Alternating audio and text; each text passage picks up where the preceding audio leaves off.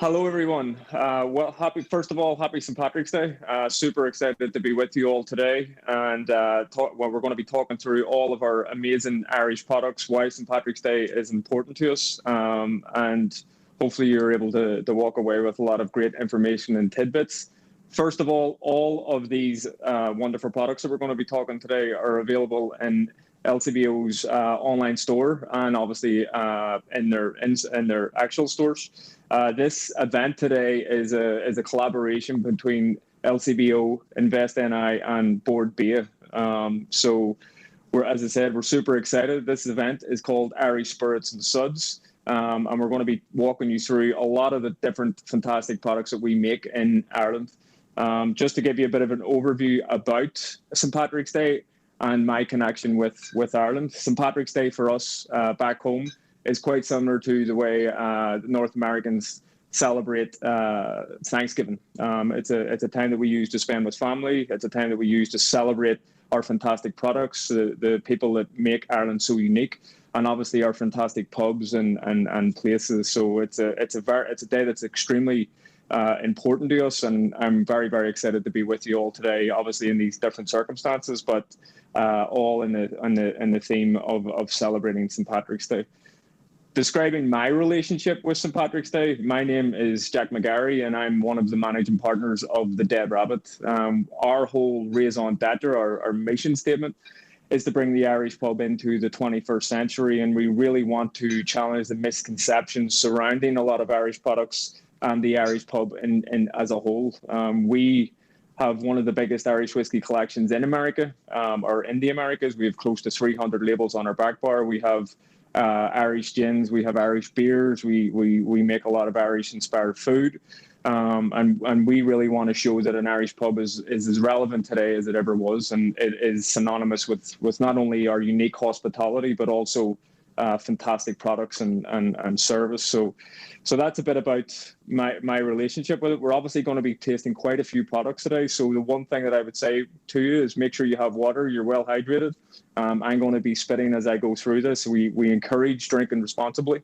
So just make sure you set yourself up for success. It's a marathon, not a sprint.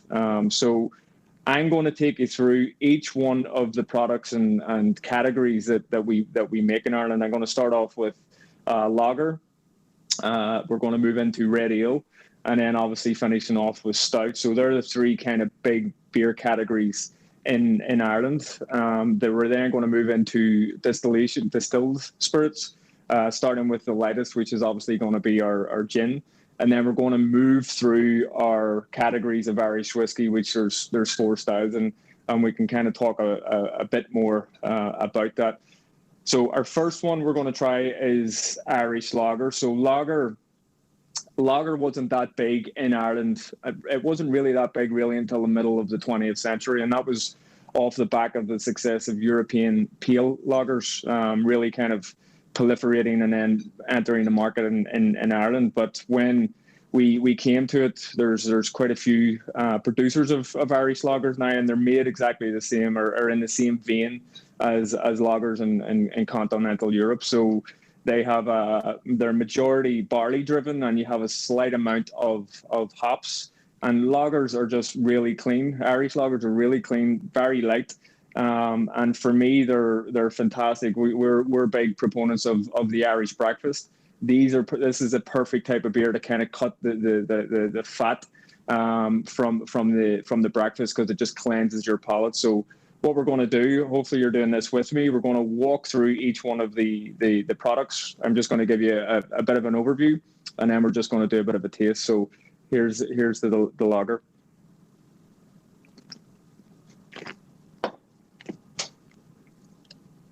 So hopefully you'll be tasting everything that I can with the lager. Very clean, quite a bit of citrusy, very, very low amount of hops, very sessionable. You could obviously drink responsibly, but this is a type of beer that you could have a few of throughout the course of an evening, as opposed to some of the bigger, heartier beers globally. So our lagers are fantastic. They're great palate cleansers, and I said they work really well, particularly with fattier, heavier foods. just to add a counterbalance to that with lightness and acidity. So that's our lagers. We have a couple, or quite a few now, sorry, of producers that make wonderful styles of this. So I would encourage that you try numerous versions of our Irish lagers, because they're all fantastic. Moving into our next beer, this is a style of beer that's quite famous in Ireland. It's our Irish red ale. It's a category in and of its own right. The name actually comes from the Irish term légendaire, which essentially means red beer, and the reason it's called red beer is its unique mash bill. It has sweet malt. You have some hops in there, but the thing that gives it this red color is the roasted barley. Red ale, the Irish red ale, the history goes back to the 18th century, and obviously that part of like Ireland and the UK they were huge beer drinkers, and it was primarily these two beer styles that we're coming into now that were the biggest drivers. So Irish red ale and stout. So with Irish red ale, in terms of what I would recommend tasting or drinking the beer alongside, for me this works a lot. Really well, particularly with the likes of fish and chips. It works really well with pies, with shepherd's pies, and like particularly white meat driven pies. So that's what we would recommend it with in the bar. It just adds, again, with the acidity and the citrus components of those types of dishes. This adds another contrasting tone and just gives you a full mouthfeel. So when it comes into trying this one, we're just going to do is exactly what we did with the lager. Just take a bit of the aroma.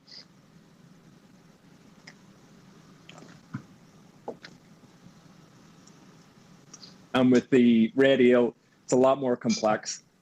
I'm getting a lot of like caramelized notes, obviously, that's coming through with the roasted cereals there. It's not sweet, but it has a lot of richness to it, a lot of earthiness to it. And again, with the Irish red ale, we have a lot of different producers. And again, I would encourage you to taste through them, because they are quite different when you start going through the different brands. But this is definitely a major beer style in Ireland. The beer style that we're probably most synonymous with is stout. Our stouts are off the back of the English porter. Our porters were actually made all over the world. It was the porter style of beer was the first globally renowned beer going back to the 16th, 17th centuries. It was made in Australia. It was made in the Americas. It was made everywhere, and obviously it took a big stronghold in England, and it was that movement of porters to Ireland that sort of shaped the way and paved the way for Irish stout. The major difference between porters and stouts, when porters moved to Ireland, the Irish, I'm probably biased, so I'm going to say improved the production methods. But what I mean by that is that Irish people figured out a way to dry or heat the barley without exposing it to smoke. So they improved the kilning method. So the porters of that time would have been smoky. They would have been robust. They would have been very, very big flavored. Whereas the Irish took that element out, and what was left was a much earthier, cleaner style of a beer. And the other things that Irish folks introduced was nitrogenation, and essentially what that is a method of creating that amazing viscous creamy head that all the Irish stouts have. So they're the two modifications that we would have made, and the result is obviously globally known. The types of there's many different types of stouts in Ireland and brands, and again, they're different from the north part of Ireland down to the south. So again, I would encourage you to try through those. There's not just one that you should stick with. You should definitely try around them. So we'll go into trying our Guinness. With the Guinness, before I go into taste, the foods that these work really well with, for me, are heartier stews. The stouts work really well with oysters, shellfish. They add nice counterbalances, as I've said with the other two beers, to those flavor experiences. So that's what stouts work with, and that's what I would drink it with when I have a bowl of Irish stew or I have a dozen oysters. I'm always gravitating towards a stout. So, just coming in to taste.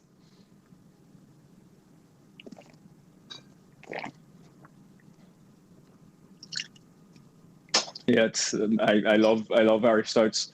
With this, you're getting a lot of, obviously, the cereals are coming through. It's a lot of earthiness, a lot of chocolatey kind of components. Um, I think this is an incredible beer style. And it's, again, it's the thing with stouts is it's quite moreish, obviously within reason. So for me, again, just re-emphasizing the sessionability of the stout. It works really well with those types of dishes that we spoke about, the stews and the shellfish, particularly oysters. And I think I think that's what I would go for it if you're having a feast on St. Patrick's Day. Now, leaving the beers behind, we're going to segue into distilled spirits. So obviously with beers, we have lower ABVs. It's not distilled. They're easier to drink. With the spirits particularly, I would definitely encourage you, again, have water. Make sure between each taste you're cleansing your palate with water, and you're hydrating, because these are obviously distilled. They're higher ABV. Segueing into this, distillation is a seminar in and of its own right. You could speak for hours and days and weeks about the history of distillation. However, we'll not do that. We're going to stay focused on just trying to explain the different categories of products that we have, and a bit of tasting notes. With gin, gin it has a similar story in a lot of ways to porter's relationship with stout.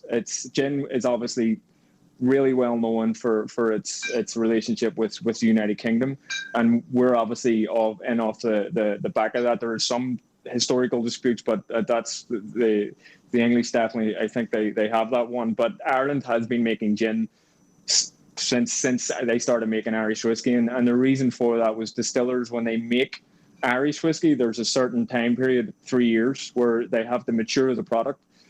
So what the Irish distillers did was that they knew that there was markets for these lighter spirits, and particularly gin, and these can be made much more quickly. It's not a reflection of the quality. It's just without maturation, you can release a product within a period of weeks as opposed to years. So there were a lot of Irish gins in the 19th century, the 20th century, but there's been a huge resurgence of Irish gins, particularly since off the back of the resurgence of Irish whiskey. And the last time I checked, and again, you have to check often because there's just new brands coming out all the time. There's well over 50 Irish brands, and it's incredible. And they are very different to the London Dry style, which focuses more or less exclusively on juniper. And they're more along the lines of the American style, which focuses on alternative botanicals. And for Ireland, we were blessed with a lot of amazing herbs and spices, and there's a lot of people going out and foraging for these unique Irish ingredients that make their way into this, the likes of the seaweed and buckthorn and stuff like that. So it's incredible that these gins really capture the flavour and spirit of Ireland. So that's our gins. The gin that we're trying today. Again, we're just going to come in and take a nose. One of the thing that I always do when I come in to taste spirits is I always spin it around the glass, and I'm just determining the way that the tears come down the side of the glass, and that's just, it gives you an indication of the ABV, the alcohol, the alcoholic volume, or the percentage. So this is coming down pretty slow, so it would indicate that it's over 40%. So I'm just going to spin that around, take a smell. And again, I'm just getting a lot of citrus from this. It's not too juniper dominant, so it's a nice accessible gin. So we've done that.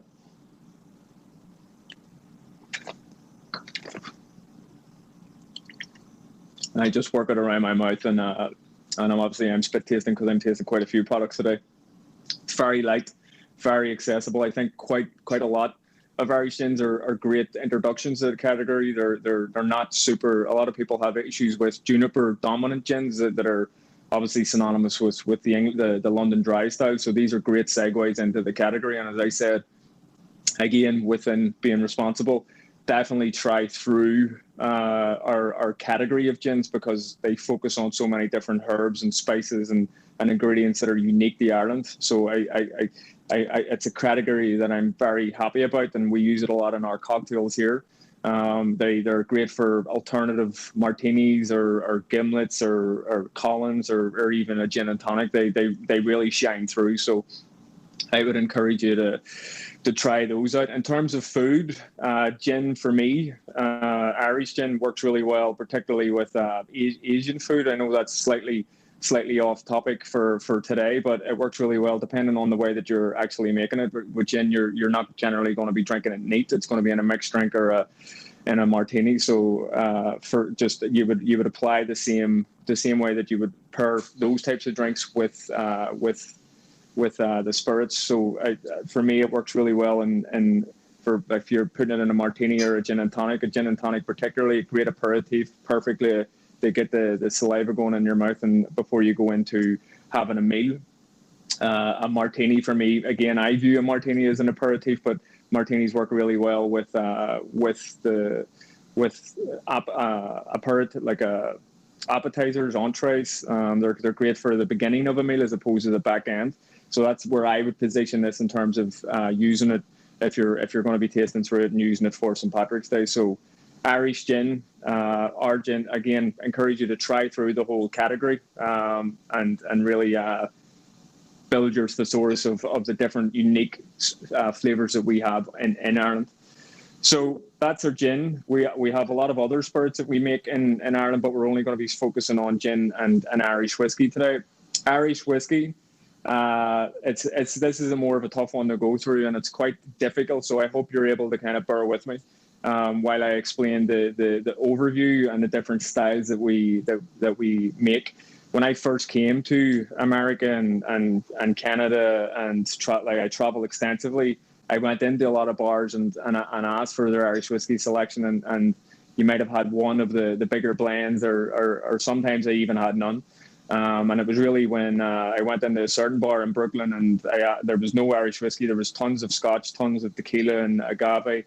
And we asked the bartender, "Where's your Irish whiskey?" He was like, "We don't have any." And we were like, "How do you make an Irish coffee?" Which is a very famous drink, classic drink from Ireland. And he said he uses American whiskey. And that was, for us, that was a moment where we were like, right, we really need to train and enlighten our customers and everybody that works for us on the importance of Irish spirits and particularly Irish whiskey. And it's the reason why we invest so much into our selection and training of staff and drinks.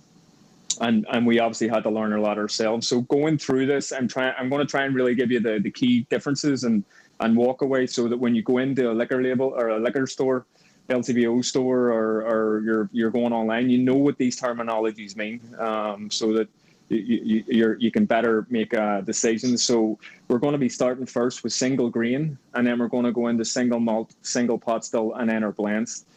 So first of all, starting with our single grain.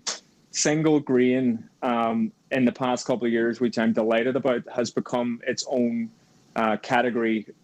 It's become its own category. Prior to that, single grain served as the backbone of most of the major blends. And the reason for that is single grain is made through continuous distillation, or back in the 19th century, it was called a coffee still. And this guy, Ian Coffey, who was an Irish man, he tried to make pot still distillation, which is the style that we use for two of the other whiskies we're going to talk about shortly. He tried to make that style of distillation more efficient. But the caveat to that is that it was the very inefficiency of pot still distillation that made our single malts and single pot stills so tasty. But in creating the continuous still, and if you go to a distillery, this is a big long piece of equipment that has 10, 20, 30 plates within one big row, and it basically distills multiple times within that. So the resultant flavor is very, very light. It's very accessible. And the raw material that we use in grain distillation is maize, or better known as corn. There's a small amount of malted barley just to help the fermentation process, and then obviously into distillation. And then it's aged the same way as everything else, so it has to be at least 3 years old. So single grain, the key walkaways, the base is corn. It's distilled in a continuous still, so multiple times within that piece of apparatus, similar to the way a lot of the grain spirits, like vodka and even gin, are made. So, but the key distinction is that it's aged for 3 years, the way all other Irish whiskies, a minimum of 3 years. So the resultant flavour is very light, very accessible, quite sweet. And these would tend to be on the lower end of ABV. So again, 40%, and you're generally not going to taste too much higher than 40% unless it's a particularly great batch. But the Irish single grains are phenomenal. And we're seeing a proliferation in Scotland with single grains and Japan. But I really love our single grains, but I'm obviously biased. But we're just going to repeat the process in terms of swirling in the glass. And again, you can see these are coming down pretty quickly, the tiers. So this is a lower ABV. We want to go in for a nose. And again, the corn really shines. You get the corn straight away, that corn in the cob type of flavor or smell.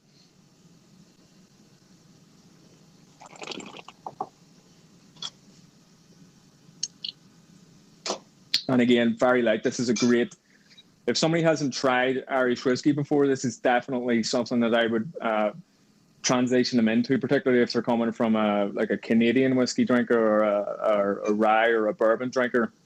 This is a great segue into the category, particularly for high corn mash bill whiskey drinkers. This is a perfect segue. It's very light, very accessible.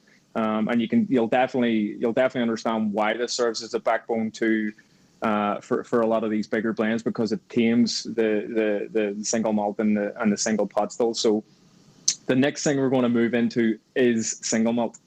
So single malt is obviously, when I first came to the Americas and again traveling, single malt back then was definitely, and still to this day to a lesser degree, synonymous with Scotch whiskey.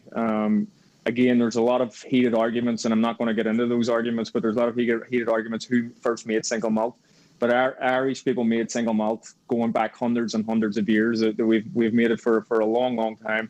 And our single malts are absolutely delicious. So a couple of the misconceptions is single malt is just for Scotland.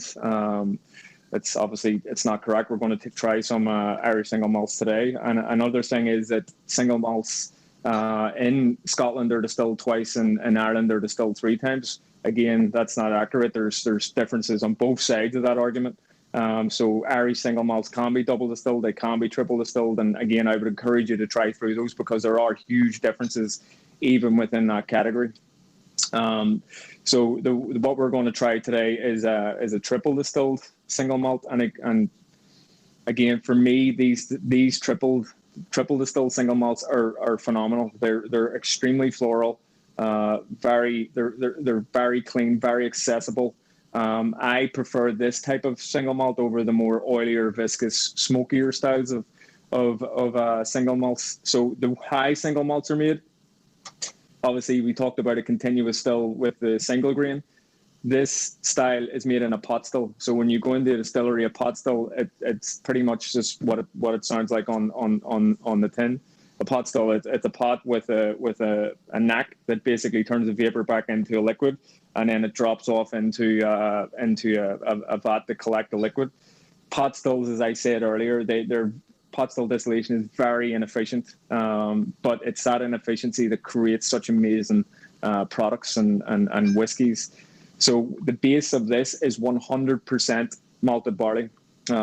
So very important to remember that 100%, a single malt has to be 100% malted barley, and it has to be distilled in a pot still. It has to be aged for 3 years. A lot of the single malts that you're going to see on back bars are going to be 8, 10, 12, even higher. And you're going to see a lot of different maturation techniques with like ex-bourbon, sherry, Madeira, and they will bring their own characteristics. For us, this is mostly bourbon based. So when you go in, you're going to get that vanilla, you're going to get that coconut, you're going to get, for me, I get a lot of green apple, pears, orchard fruits on the nose. And then we're just going to go in and taste again.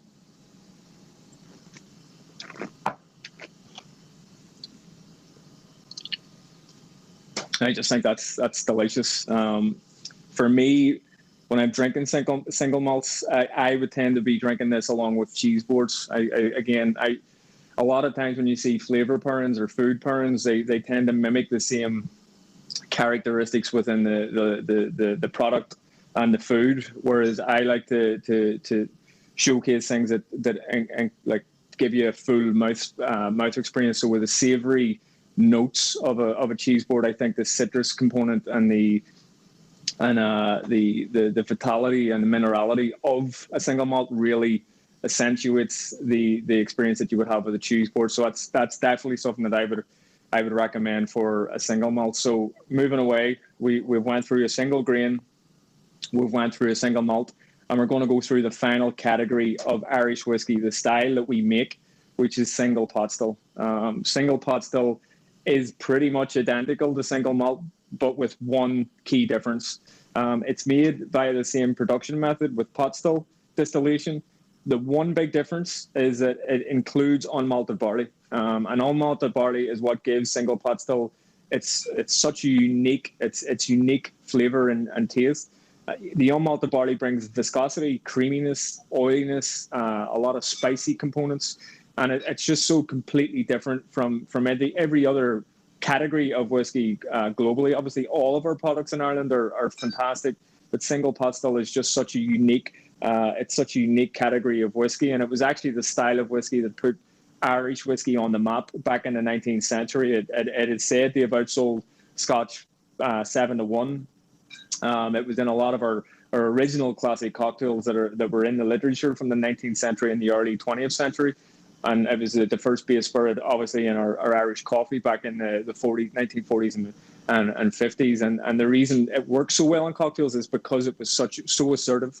You want, when you use ingredients in cocktails, you want them to be able to stand up to other modifiers and other flavors and stuff like that. And single pot still does an amazing job at that. So coming into taste, our single pot still, we're just going to give it a swirl in the glass, and you're going to see, again, these are coming down pretty quickly. So this would generally indicate that it's on the lower end of a 40%. We're just going to go in for a nose. And this single pot still that you're going to be tasting is heavily matured in Oloroso sherry barrels. And each one of when you see a bottle in LCBO store or online, if it says finished in Oloroso or Sauternes or Burgundy or Bordeaux, they're going to bring a lot of different flavors to the party. Obviously, distillation, the technique of it and the production method is incredibly important, but it's been said that as much as 70% of the resultant flavor comes from maturation. And this is definitely representative of that, because with taking a nose with the Oloroso sherry, you're getting a lot of nuttiness, a lot of dried fruits like raisins and prunes, and a lot of spicy characteristics, because there's obviously it's a lot of sherry influence here, but there's obviously ex-bourbon as well. So we're just going to go in and take a taste.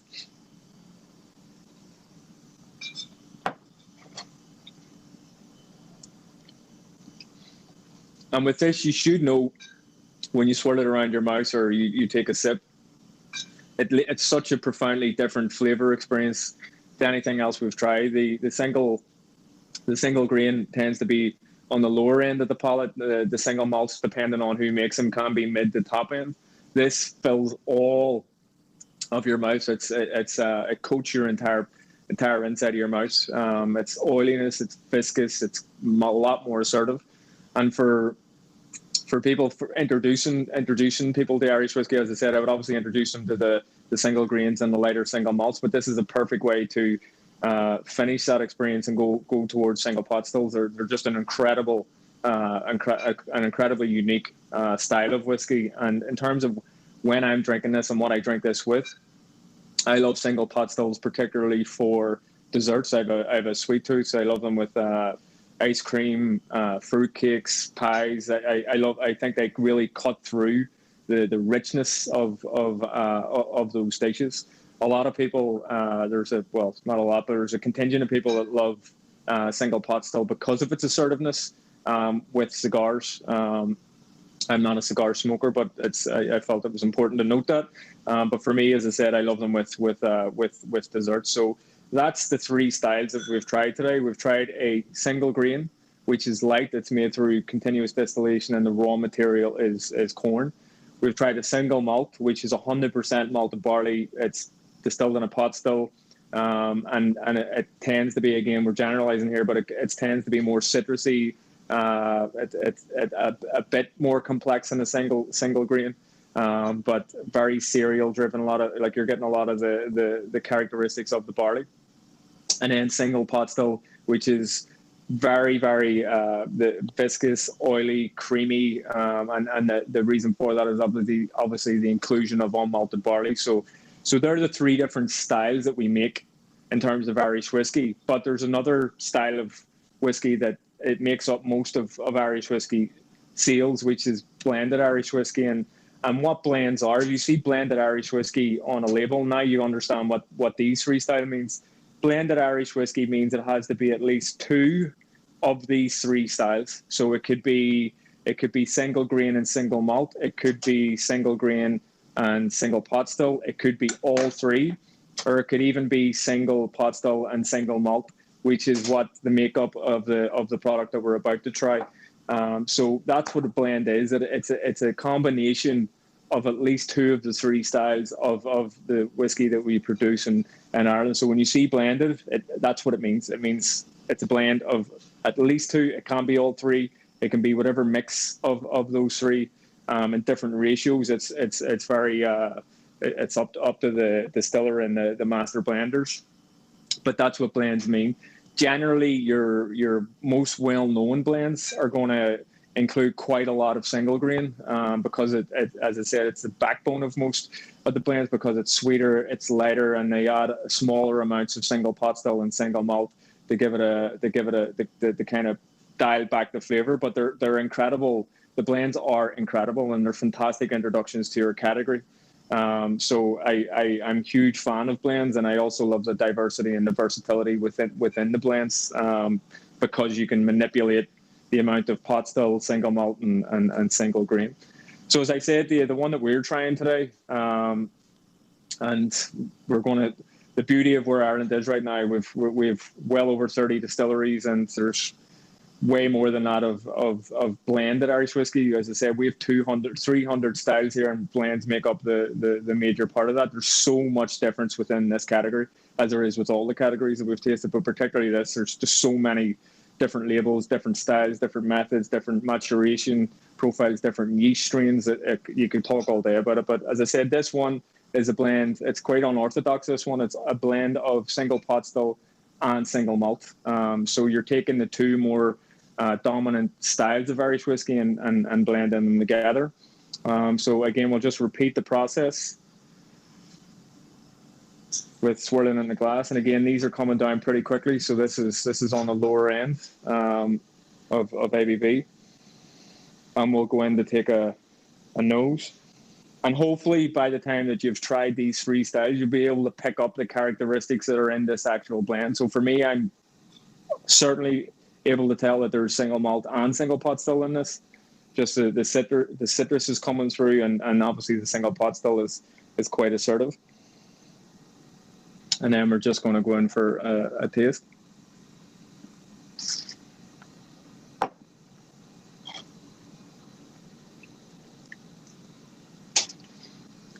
And you can tell, like, the beauty, the reason why I love doing these types of component tastes is because hopefully by the end, you're able to walk away really tasting the different styles, because these three styles are so pronounced.